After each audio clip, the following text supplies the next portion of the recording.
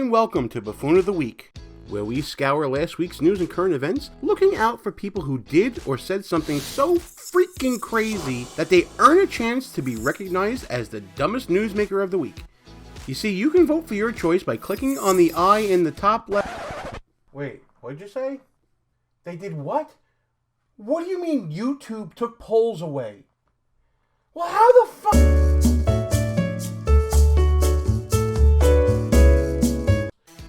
Like I was saying, you can vote by leaving a comment for your choice, or by heading over to our Facebook page and voting in our poll over there. Because Facebook had the good common sense not to remove polling as an option for creators, unlike these YouTube ass.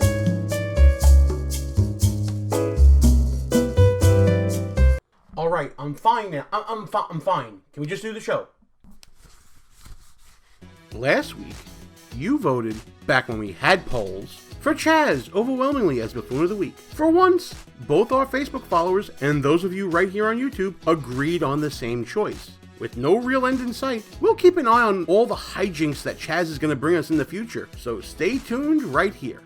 Speaking of tuning in, we post weekly videos Mondays at 10 a.m. Eastern, so if you like what you're seeing, we'd really appreciate it if you'd smash that thumbs up button and subscribe to the channel.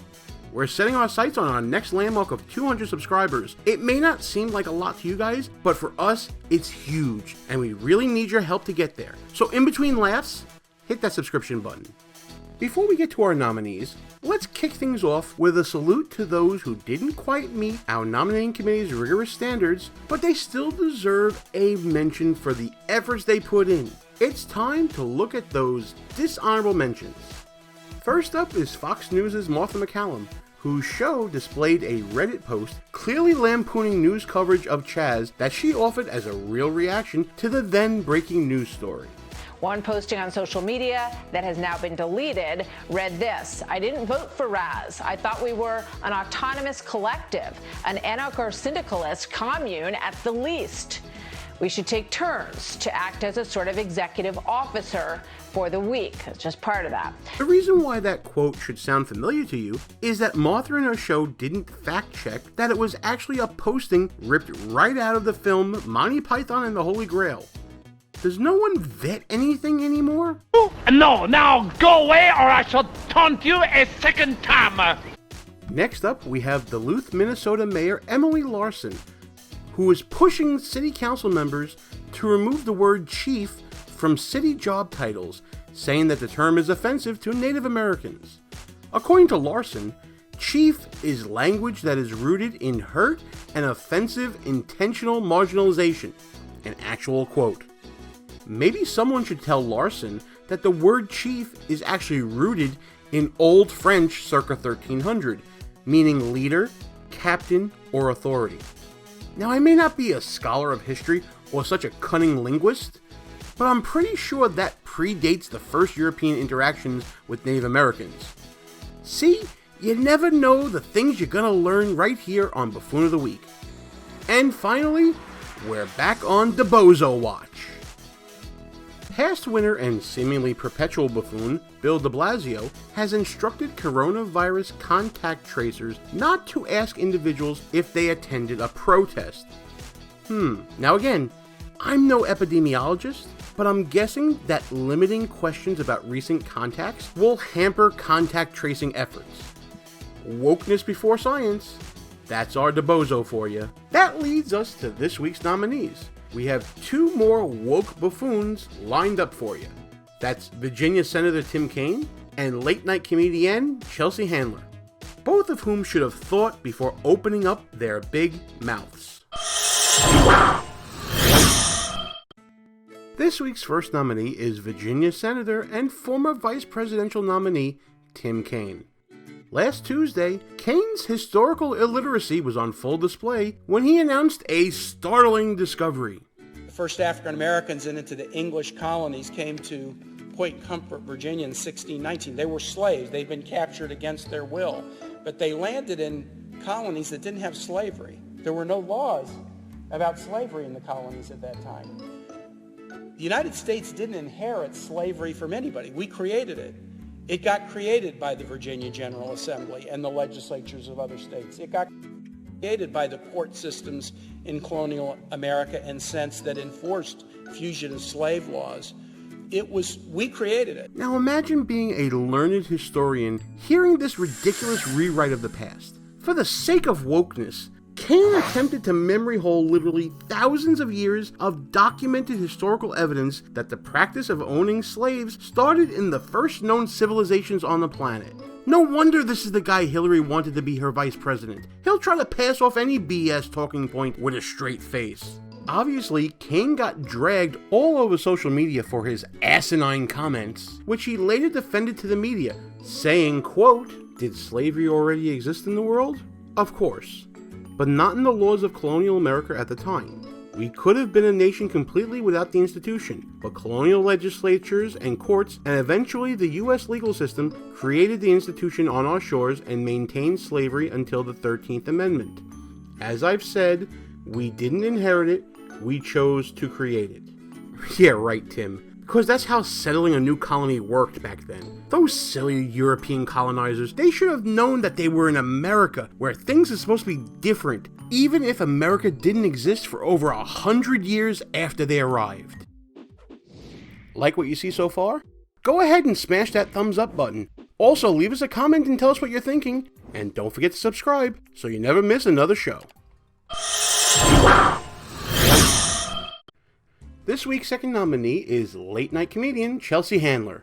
Ever the woke celebrity, Handler was criticized for sharing an old clip of Nation of Islam leader Louis Farrakhan on Instagram last week, along with the comment, "I learned a lot from watching this powerful video." According to the New York Post, the video itself depicts Farrakhan debating whether racial prejudice can really ever be truly overcome.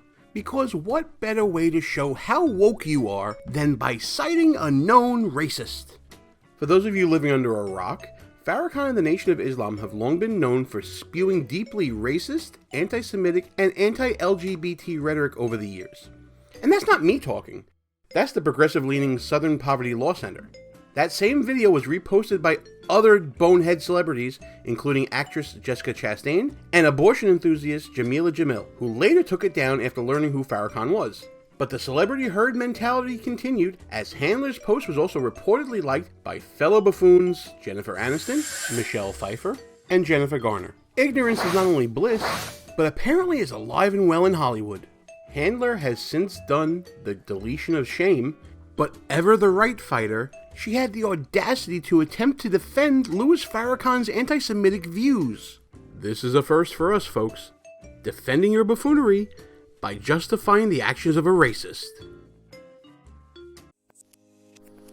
Hey, don't forget that Buffoon of the Week is all over social media, so when you're online, make sure you like us on Facebook, you follow us on the Twitters, and go on over to Instagram and like us there too. But the most important thing you have to do is remember to subscribe right here on YouTube. It's time once again to break down the nominees so you can make your choice, which means it's time to roll out our trademark pending Sharpton scale of buffoonery. First, we measure the buffoonish nature of each nominee by comparing them to our guiding star of buffoonery, the Reverend Al Sharpton. Then, we'll measure the buffoonish magnitude of each nominee's actions using our custom unit of measurement, the Sharpton. Please maintain social distancing at all times. This level of buffoonery may be contagious. Tim Kaine's Senate speech is not only factually inaccurate, but is willfully ignorant of history and culture. His double down shows that he knowingly was stretching facts to their limit, and his argument that European colonialists should have simply ignored their past traditions is simply disingenuous. This is a classic example of imposing modern thinking on past events without historical context. Kaine gets a personal score of 72, and his acts earned a fitting 16.19 gigasharptons. Chelsea Handler committed a classic blunder that we've seen here before. A thoughtless social media posting so she could win the race of being the most woke in the fastest time. Her second blunder is another we've seen before, the non-apology apology, but this time with a tinge of justifying racism, which is the absolute opposite of being woke. So when you add it all up, Chelsea Handler scores an 80, and her actions earn 11.31 gigasharptons. This week, we got 2 willfully ignorant buffoons. But only one can win, and you get to make the call. Tell us who you got for this week's Buffoon of the Week.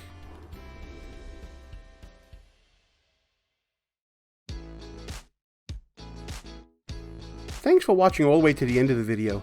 I can't believe YouTube took away polls. It makes us so angry here. But we're going to keep doing what we're doing, and next week there'll be 2 more buffoons for you to talk about, but only one can be Buffoon of the Week.